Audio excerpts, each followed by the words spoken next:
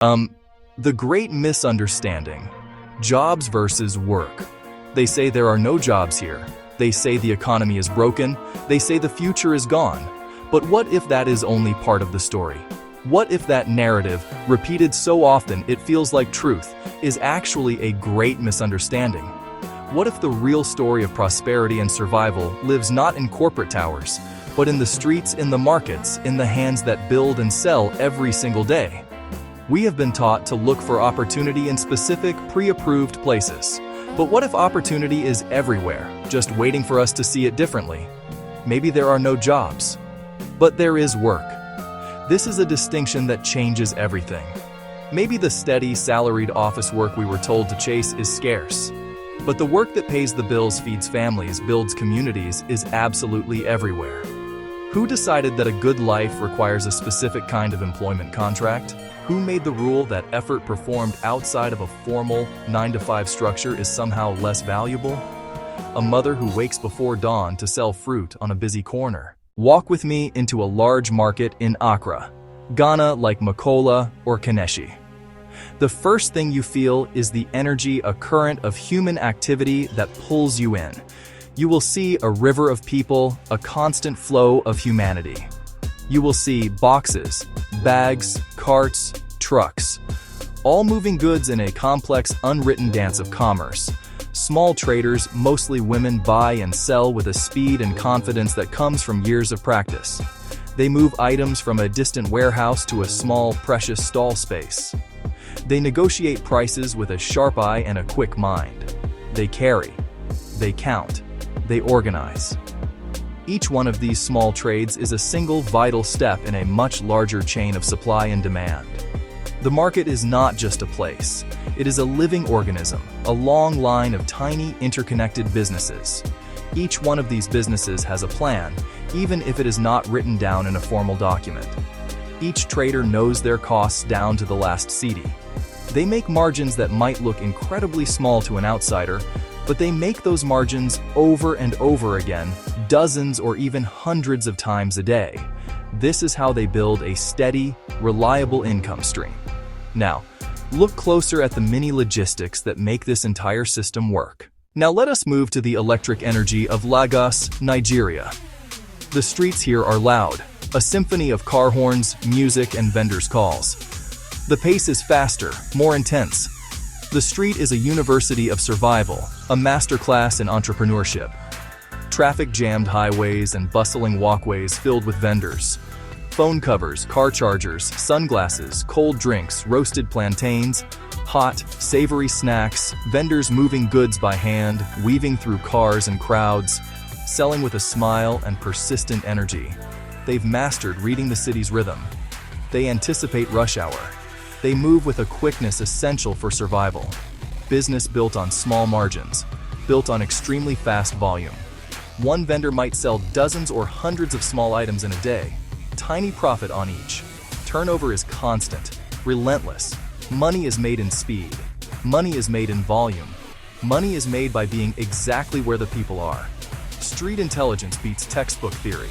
They know which corner gets the most foot traffic at 5 p.m.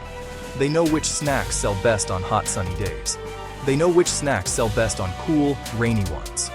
They adjust prices when the crowd thins out. They adjust when a new competitor shows up.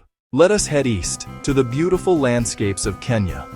Think of the dusty safari roads, world-famous parks like the Masai Mara, cozy guest houses and lodges, places of rest for travelers from all over the globe.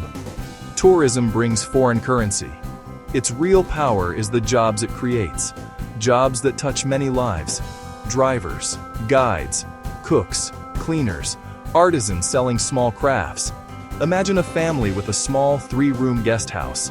They are entrepreneurs. They are managers. They are the whole staff. They clean the rooms themselves. They cook local meals. They welcome travelers warmly. They sell handmade crafts at a table by the gate. A tourist pays for an authentic experience. That single payment moves through the community. This is how micro-business thrives. A local guide learns hidden paths, learns animal behavior, shares the rich stories of the land. Now let us shift our journey to the vibrant cities of Pakistan, Faisalabad, Karachi, Listen closely, and you can hear the hum of sewing machines, small textile workshops tucked away in alleys and neighborhood sheds. Inside, tailors and artisans are hard at work. They cut, they stitch, they finish clothes with a skill passed down through generations. Many garments are sold in local markets, worn at weddings and festivals. Many items are packed and shipped out of the country. The culture of export connects local craftsmanship to a global marketplace. Families pass down skills from one generation to the next. A young apprentice starts with small, simple jobs, hemming sewing buttons. Over time, with patience and practice, he learns to read complex patterns, cut fabric with precision, fit a garment perfectly to a client's body. He learns the importance of quality. Commitment to quality brings repeat orders. Repeat orders bring steady, dependable work.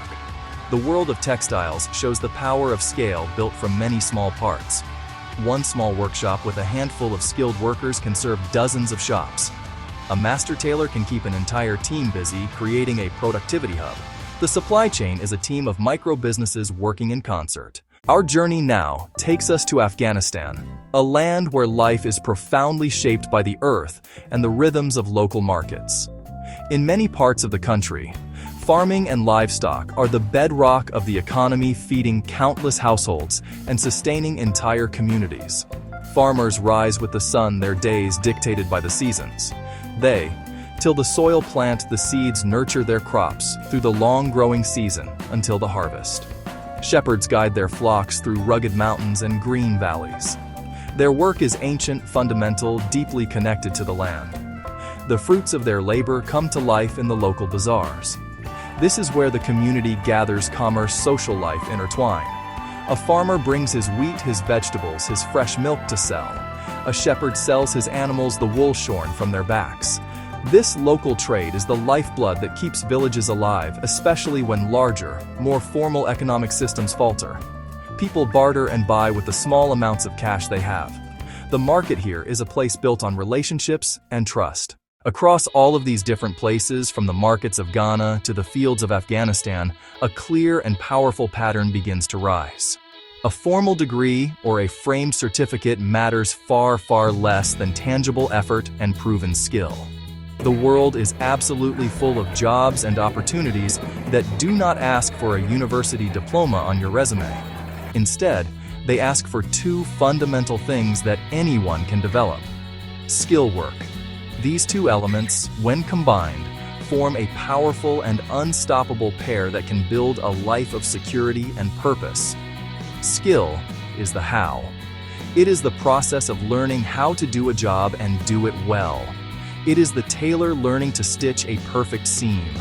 It is the guide learning the names of every bird in the savannah. It is the market vendor learning to calculate profit in her head in seconds. Work, on the other hand, is the when. It is the daily grind, the commitment to showing up and doing the task day after day, even when you are tired, even when it is difficult. It is the discipline of repetition. Together, skill and work create a reputation. They build trust. They deliver results. Who would you truly want on your team if you were building something important? Would you choose someone who once walked across a stage to get a diploma and then believed their learning was finished? Or would you choose someone who learned how to work, who shows up every day, who hones their craft? What truly holds people back in so many places is not a lack of jobs. It is often a lack of belief in their own power to create work. So many people have been conditioned to believe they need a certain kind of job, a specific title, or a particular kind of employer. They wait. They search online job boards. They look for the right title that matches their education. But work can be created from nothing but observation and effort. A simple market stall can, over time, become a small, trusted brand. A cleaning job can lead to running a successful guest house. Think deeply about the role of discipline. Discipline is the engine that drives this kind of success. Discipline is waking before the sun to get the best produce at the wholesale market. It is checking your stock every single morning and every single night. It is the tour guide who spends his free time learning a new trail or a new language. It is the farmer who meticulously rotates her crops to keep the soil healthy. Discipline is what turns tiny, daily wins into larger, long-term gains. Discipline is the slow, steady compounding of effort. It rarely produces dramatic overnight results. Instead, it builds strength and stability over time, like a tree growing deep roots. Risk is also a necessary part of the path to growth. A trader has to take a risk when she buys a new product she has never sold before. It might not sell, it might be a loss, but without taking that small, calculated risk, there is absolutely no chance for a big gain. The people who win here are not reckless gamblers. They are smart risk takers. They take small, manageable risks. The core message in all of this is incredibly simple and direct. In many places, and perhaps in more places than we think, degrees and diplomas do not pay the bills. Effort does. Hustle matters more than a resume. Discipline matters more than a title. The willingness to take a smart risk matters more than a perfect business plan. Work turned directly into income is often the truest proof of success. It is raw and plain. It does not hide behind jargon or bureaucracy. It asks for your sweat. It asks for your time. It asks for your faith in small, consistent steps. So, I ask you again, what would you do? Could you stand in a bustling market all day and learn the art of the sale? Could you wake at the crack of dawn to tend to the land or to mend clothes with precision? Could you take the risk of buying one small box of goods and turn it into a profit, then reinvest that profit into 2 boxes, and then 4? The question is more than just a hypothetical. It is a challenge. It is a call to action. It is asking you to look inside yourself and decide what you are truly made of. The people in Ghana, Nigeria, Kenya, Pakistan, Afghanistan are not characters in a story. They are real people doing this work every single day. They are turning small, seemingly insignificant acts into a real, tangible living. They are winning in ways that are not always counted on an economist's chart or in a government report. They win by working. They win by refusing to wait. Could you learn from their example? Could you apply their principles to your own life, right where you are? In the end, the truth is plain to see if we are willing to look. Formal jobs can be scarce, but work is not. Opportunities to serve, to create, to build, and to sell are infinite. If you choose effort over waiting, if you choose doing over complaining, you might not only survive whatever economic challenges come your way, you might just win. You might build something stronger and more resilient than you ever imagined.